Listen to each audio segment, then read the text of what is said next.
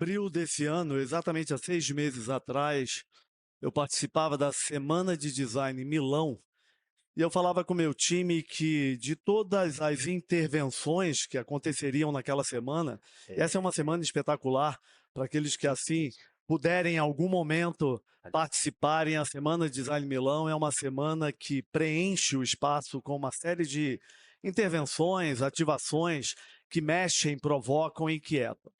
E existia particularmente uma intervenção que se chamava Making the Invisible Visible, tornando o invisível visível. Era uma intervenção que eu dizia para o meu time: se nós tivermos que participar de uma fila interminável, porque são muitas intervenções, muitas filas, a única que nós ficaremos na fila é essa. E foi assim que nós fizemos, ficamos 2 horas, 2 horas e meia numa fila, nada parecido com aquilo que aconteceu. Eu tive agora recente na Expo Osaka, no Japão, e as filas ali absolutamente tinham pessoas que ficavam 5, 6 horas, 7 horas em filas para alguns pavilhões.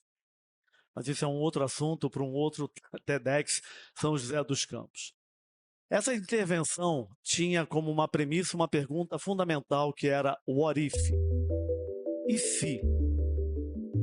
E se nós fôssemos capazes de enxergar, tocar, vivenciar, perceber a luz sobre uma outra perspectiva? Aquela era uma intervenção matadora, provocadora. Making the invisible visible, tornando o invisível visível. A chance de desafiar a oportunidade de você se relacionar com a luz sobre uma outra perspectiva. E exatamente aquilo que eu tinha como expectativa foi não somente atendido, mas foi além, foi surpreendente, foi matador. A experiência de conseguir quase que tocar a luz, vivenciar a luz, me tirou do meu eixo e me fez exatamente trabalhar essa questão continuamente. What if? E se? E se nós fôssemos capazes de repensar a obviedade, trabalhar em cima de outras perspectivas, trazer outros olhares para os negócios, para as marcas como um todo, para produtos e serviços, sobre uma outra perspectiva. E se nós entendêssemos definitivamente que nós não estamos mais na era da qualidade? Nós fomos trazidos até aqui pela era da qualidade. E a era da qualidade era algo que definiu ao longo dessa existência, desde períodos pós-guerra, definiu claramente que produtos e serviços com qualidade era a força competitiva. E com isso, para quem tem aqui algum tempo a mais de mercado, vieram as normatizações, as certificações, a ISO, a busca pela qualidade total, os produtos davam problema, os serviços davam problema. Essa premissa já foi resolvida. Por todos? Não. Mas enquanto dinâmica de mercado, definitivamente, a era da qualidade ela já deu espaço para uma resposta evolutiva. Quem não tem, no mínimo, qualidade de produto e de serviço, a força competitiva já está totalmente comprometida. Ter bom produto ou ter um bom serviço passou a ser apenas o início da história. A era das experiências é uma resposta exatamente evolutiva à era da qualidade. Se já não é mais suficiente eu apenas surpreender com um bom produto, se não é mais apenas suficiente eu surpreender por um bom serviço, eu preciso falar com o seu coração. Eu preciso te estimular. Eu preciso elevar o patamar da desejabilidade. Então, se a gente olhar nesses últimos anos, pneu de carro já não fura tanto como furava antes. Se a gente perceber claramente o que está acontecendo, banheiro de shopping center já não é um espaço a qual nós não temos prazer. Os banheiros de shopping center já foram elevados a patamar de design. Loja de conveniência de posto de gasolina já é melhor que supermercadinho de bairro. O brigadeiro que a gente enrolava na mão, panela de pressão, já foi gourmetizado. A era das experiências, ela traz uma provocação que mais do que vender é se conectar.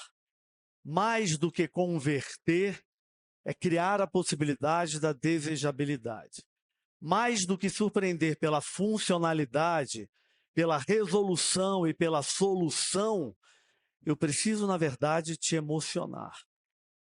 Isso são outras competências, outras habilidades, não porque elas são certas, mas porque elas são o processo evolutivo. What if? E se a gente se permitisse olhar para as nossas empresas, para as nossas marcas, para os nossos conteúdos, para as nossas próprias personalidades, atitudes, posturas, com um questionamento contínuo? E se eu olhasse isso sobre uma outra perspectiva? Eu, Ferreirinha, venho de São Gonçalo, o segundo município mais pobre do Rio de Janeiro, o segundo município mais populoso do Rio de Janeiro. Eu venho de uma família com limitações sociais, educacionais, imigrante portuguesa, de um pai que durante 40 anos era dono de um botequim. Eu fui office boy no Rio de Janeiro. Trabalhei como recepcionista em hotel.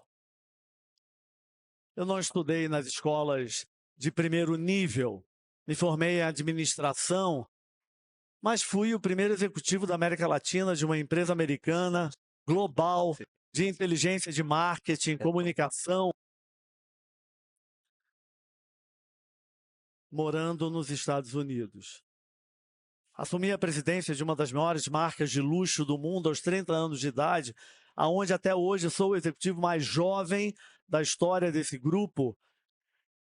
Vocês sabem que em algum momento lá em Milão, essa pergunta, what if, ficou o tempo inteiro na minha cabeça, martelando. O tempo inteiro eu falei, porra, é isso que talvez eu me provoquei a fazer ao longo de toda a minha jornada de vida. Questionar o óbvio. Perguntar por que eu não podia. Por que eu não poderia assumir aquela vaga?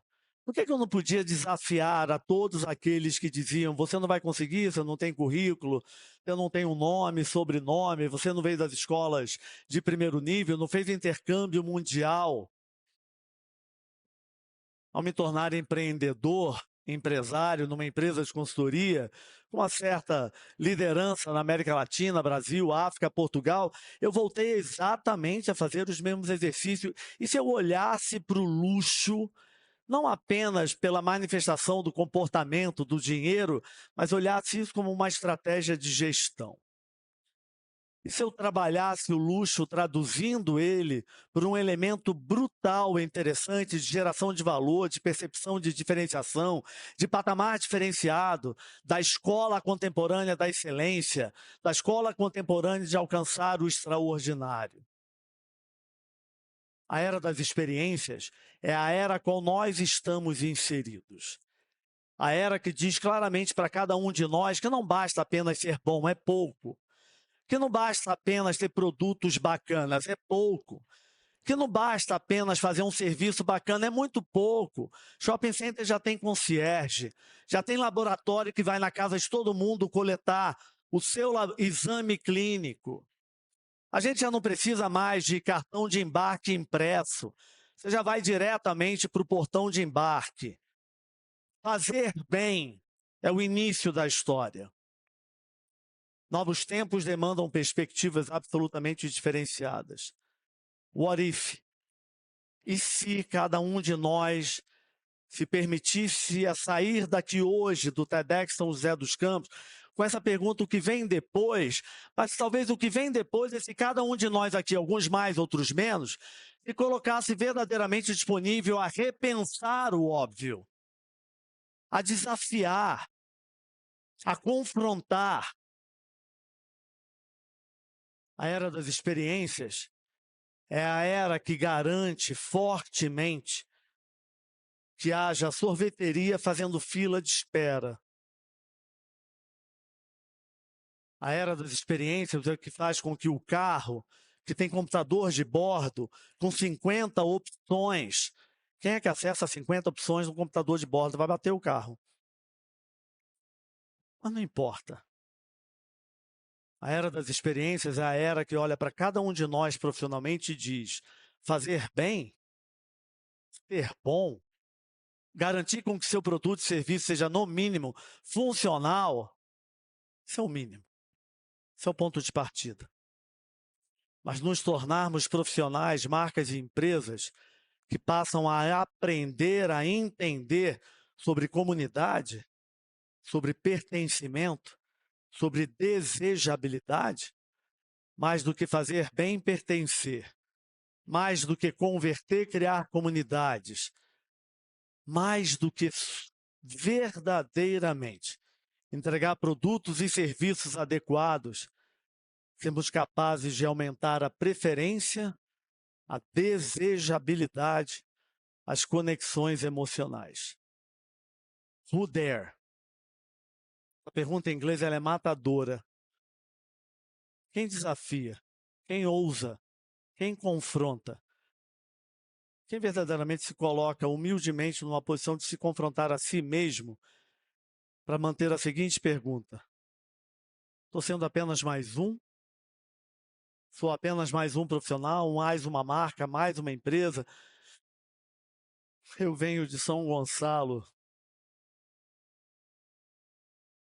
de uma família semi-analfabeta, mas eu falo 6 línguas. Talento divino? Não. É porque eu decidi verdadeiramente. Do you dare?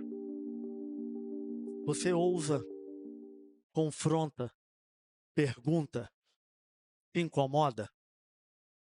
Obrigado.